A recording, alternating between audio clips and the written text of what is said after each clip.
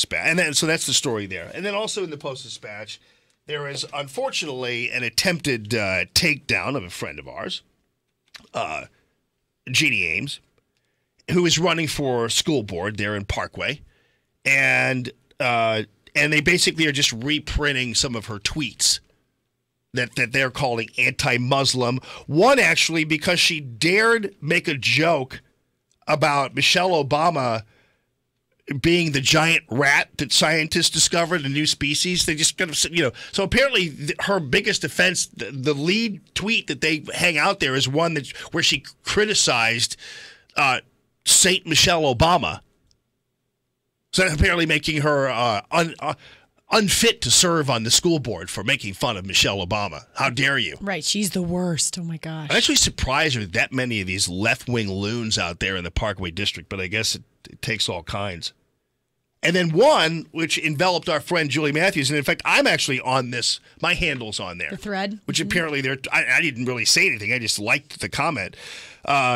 Julie said, my son's first assignment from his professor at UMSL is to write a letter to MLK about what is wrong with America.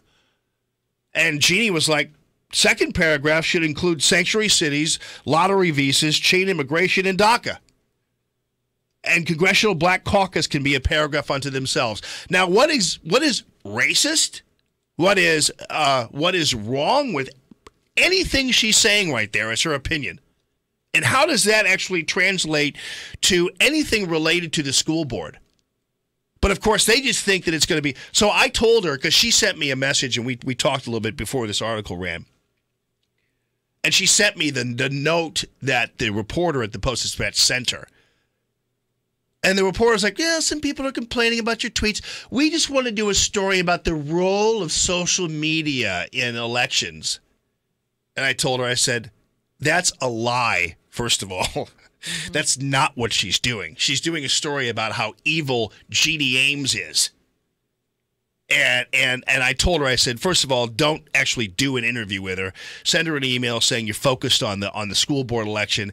And then if anybody has any questions, then save those. Then go to the forum when you talk to the people, when you go door to door, and when you do your grassroots, just like you did with President Trump. Then they can ask you about it. You can talk to them. Don't let a reporter position you in any way, shape, or form. Now, this reporter did wind up doing a story of interviewing. Oh, I think I'll just kind of thumbsuck and go interview Ken Warren, the go-to guy, which is the media around here is so lazy. It's like you'd think there was only one professor in St. Louis, and it's always Ken Warren, who, by the way, is a nice enough guy, but he's the political science professor at SLU, so they'd always go to him. It's always Ken Warren. But they did wind up doing she did do a story about that, but it was mostly focused. But it really it was under the pretense really of the social media aspect. But really, what they wanted to do is try to take down Jeanie. That's really what the goal was. Reporters lie because it's a confidence game. You try to trick people who are unknowing into believing that they actually you're part of a larger story when really it's just all about you. So I told her to tell him to pound sand. And she didn't. She wrote him a nice note back and everything else and explained what her position was. But there you go. The Post-Dispatch doing the work for all the left-wingers out there. 9699797.